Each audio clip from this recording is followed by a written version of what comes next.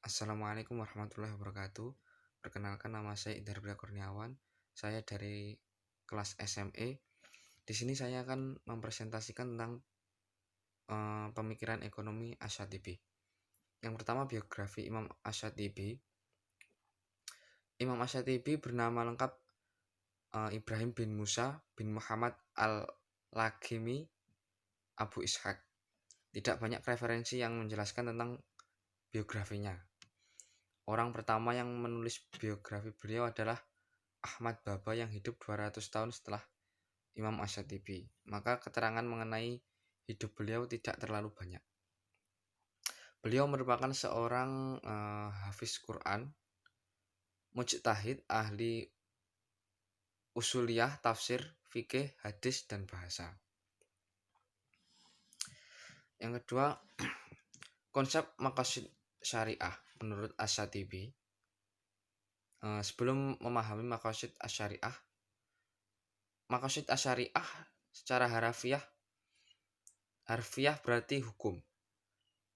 Maqasid dari kata qasada yang berarti tujuan atau hasilnya yang diharapkan dari perundang-undangan. Maqasid syariah secara langsung disebutkan dalam Al-Quran dan As-Sunnah, atau disimpulkan dari oleh jumlah ilmuwan. Semua hal ini mengatakan urgensi pemenuhan maslahah dari semua manusia dan menyelamatkan mereka dari bahaya, dari darul mafasid. Secara terminologi, maqasid berarti makna dan hikmah-hikmah atau sejenisnya yang dikehendaki Tuhan dalam setiap syariat, baik umum maupun khusus, guna memastikan maslahah hambanya. Selanjutnya, menurut Imam Asyatibi, maslahah dapat dibagi menjadi 3 bagian secara berurutan. Yang pertama yaitu maslahah daruriyat. Maslahah daruriyat merupakan maslahah yang paling utama dan menjadi landasan dalam menegakkan kesejahteraan manusia, baik di dunia maupun akhirat.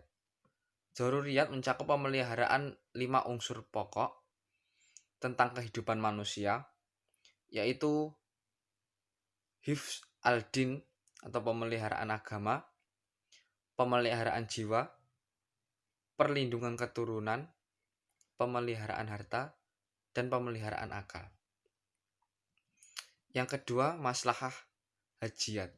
Hajat merupakan jenis maslahah yang dimaksudkan untuk memudahkan kehidupan dan menghilangkan atau menjadikan pemeliharaan yang lebih baik terhadap 5 unsur pokok tadi.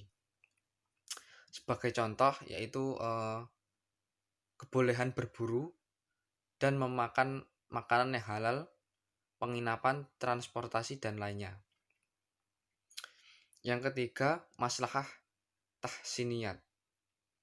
Tahsiniyat adalah sesuatu yang tidak mencapai taraf 2 kategori di atas. Tujuan maslahah ini adalah agar manusia dapat melakukan yang terbaik untuk menyempurnakan pemeliharaan 5 unsur pokok tadi.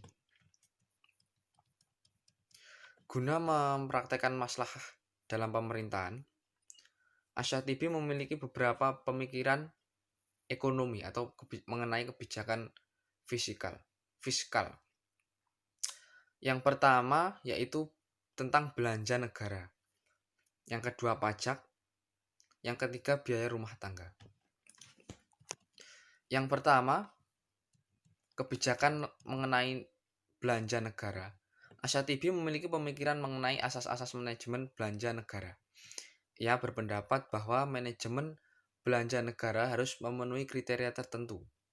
Kriteria tersebut adalah maqasid syariah, harus ditegakkan untuk meningkatkan kesejahteraan manusia. Maka dari itu, ia berargumen bahwa kepentingan publik terdiri dari 3 kategori. Yang pertama yaitu primer atau daruriyah, yang kedua sekunder atau hajiyah, yang ketiga Yang ketiga pelengkap atau tahsiniyah. Yang kedua mengenai pajak. Mengenai pajak tidak hanya dalam hal belanja negara, Asyatibi juga menegakkan maslahah dalam pemungutan pajak. Ia berpendapat bahwa pemungutan pajak harus berdasarkan maslahah sebagaimana yang diajarkan pendahulunya, yaitu Imam Al-Ghazali dan Ibnu Al-Fara. Ia berargumen bahwa kepentingan umum atau maslahah bersama adalah tanggung jawab seluruh masyarakat. Untuk mencapainya diperlukan adanya bantuan dari orang yang lebih kepada orang yang membutuhkan. Seperti bantuan orang kaya untuk orang miskin. Yang ketiga mengenai biaya rumah tangga. Dalam hal biaya rumah tangga, Al-Syatibi memiliki pemikiran dalam hal regulasi upah minimum. Ia berpendapat bahwa syariah meliputi akidah, amaliyah juga khuluqiyah. Regulasi upah minimum masuk ke dalam amaliyah yang harus dikerjakan sesuai dengan ajaran Islam. Upah minimum rakyat diregulasi berdasarkan kebutuhan mereka di dunia. Penentuan kebutuhan rakyat tersebut harus sesuai dengan maqasid syariah.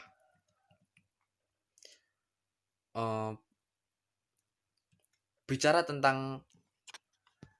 tentang kesejahteraan sebuah negara, Asyatibi memiliki teori pajak. Pajak adalah basis material dan darah kehidupan negara dalam kekuasaannya. Dalam mengkaitkannya dalam kesejahteraan sebuah negara, tidak ada negara otoriter maupun demokrasi yang dapat bertahan hidup dan menjalankan roda kekuasaan tanpa pajak. Pajak dibayar negara tegak, pajak diboikot negara ambruk.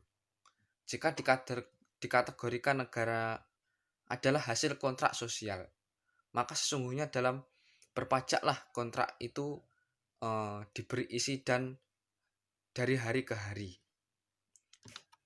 Oleh sebab itu, visi dan bentuk negara akan sangat ditentukan oleh bagaimana basis material negara yang bernama pajak itu diberi makna.